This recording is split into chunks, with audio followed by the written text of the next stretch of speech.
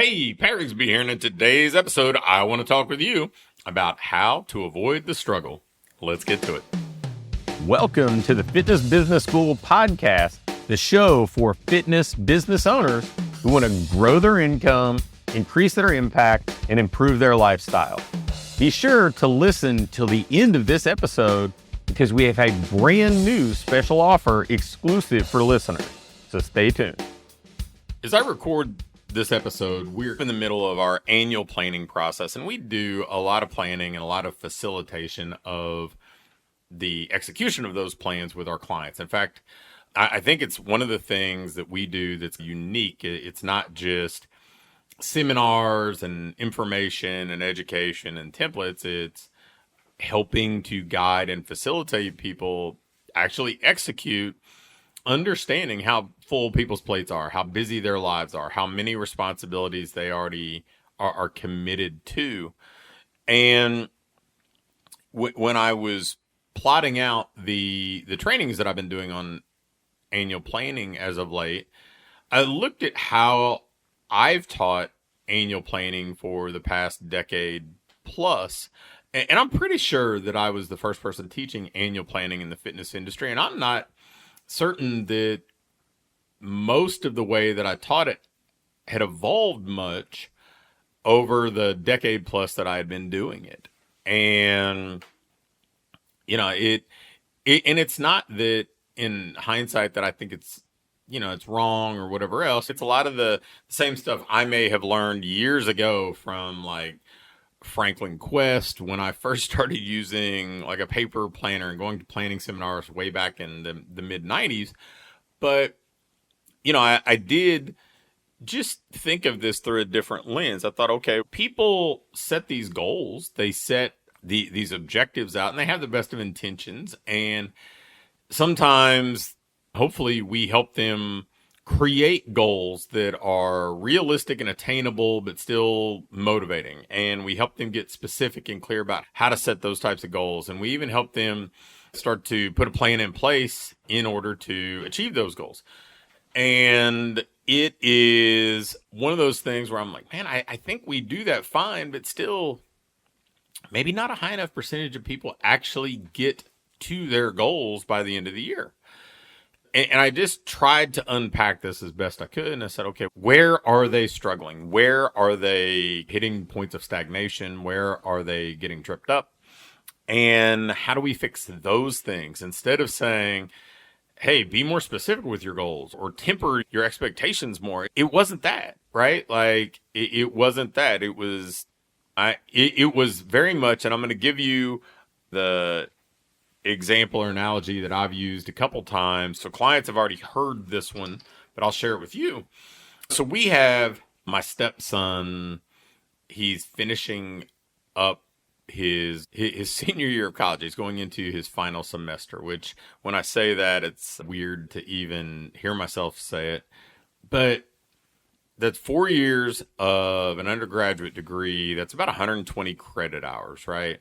So 120 credit hours, 40-ish classes. And I think about the way that most people coach business owners. And I think about the way that most business owners kind of approach trying to achieve goals. And it would be a little bit like if Tyler walked on campus as an 18-year-old freshman. He walked into his dorm room and he's unpacking, and all of a sudden somebody from the registrar's office or from his academic department knocks on the door and walks in. They got a cart or two with 40 different books for 40 different classes and the syllabus for each class. And they say, hey, here's all the stuff that you've got to do over the next 4 years. Good luck. We'll see you in 48 months. And he has a syllabus, right? So he has a plan. He's got the textbooks, the tools that he needs. Good luck. Just go do it. I would assume that at the average university, if they approached it that way, the graduation rate would probably be 1 or 2%. But I know at Tyler's school, the graduation rate's over 70%. And that's for an entering 4-year, like a new 4-year freshman, right? Some people transfer, just like some people in our industry move to other professions or whatever else. So of the people who stay, I would say that the graduation rate's probably it's if you're staying the course for the entire 4 years, the graduation rate's pretty high into the 90s.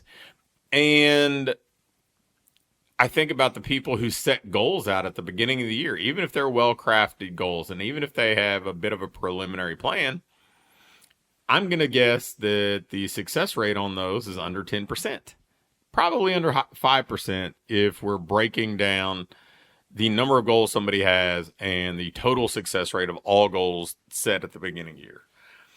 And so I was thinking about this. I'm like, why does a freshman in college who is unprepared in many cases, they're out on their own for the first time in most cases, how are they succeeding at this rate? And it's, man, there are so many guardrails in place for them to be successful. They have classes that have structure. Everything's broken down into bite-sized pieces, not just by semester, but there are midterms and there are assignments that are happening on a periodic basis that have deadlines. So everything is broken down into bite-sized pieces, and it's just guiding people through each step. And you finish one semester, you move on to the next semester, and everything is done piece by piece. You've got instructors along the way to facilitate your success. You've got advisors to help you pick your classes and make sure you're on track. And I think about it from that perspective, and it is no wonder that they can get that volume of stuff done. And by the same token, it's probably not that mysterious as to why a lot of people don't achieve their goals, because they don't break it down to, what am I doing each week to make sure I'm on task? Am I making sure that those actions that I'm taking each week stack up one on top of the next and get me to where I'm trying to go? And I don't think most people pursue things that way. In fact, I know we've re-engineered the way that we coach business, and I don't take that lightly because I've been business coaching for a long time, but where we focus so much on winning the week and trying to find better and better ways to make sure somebody is moving in a meaningful way towards their goals week after week, because we've got all the resources. We've got more templates and tools and resources available to clients than probably anybody else in the industry. And I'm counting individual franchises, but those still have to be implemented. They still have to be put to use in somebody's unique situation and designed to serve each unique person that's using them. And I think that's an important kind of way to think about this. If you're not achieving your goals, it's not necessarily because they're bad goals, and it's not necessarily because you are destined to struggle. It's that maybe you just don't have the right system for goal achievement. And get a better system for goal achievement, and all of a sudden these goals become much, much more likely to be achieved. So if you want to avoid stagnation or struggle, then look at your system. Thanks for listening to this episode of the Fitness Business School. Before you go, I have a quick announcement. One of the things that we've been doing with our current clients is taking them through this ideal business diagnostic. And really what it is, this checklist that allows you to pinpoint exactly what your business needs next so you can keep improving, keep growing, and build a business that you love to own. One that pays you well, one that allows you to have the impact you want to have, and one that allows you to have a lifestyle that you truly enjoy. In this diagnostic, we walk through everything and we do an evaluation and can instantly pinpoint what you need to do next to build that business that you want. I'm going to extend this opportunity to get on with either me or my team and take you through this evaluation and fix your business's most vital needs fast. So if we take you through this, you're going to be able to make those vital changes that you need to finally have what I call your ideal business. If you'd be interested in going through this entirely free, risk-free diagnostic with us and learn what you already have in place, what you're doing well, and where your greatest opportunities for rapid improvement are, just shoot me an email with diagnostic in the subject line to pat@patrigsby.com.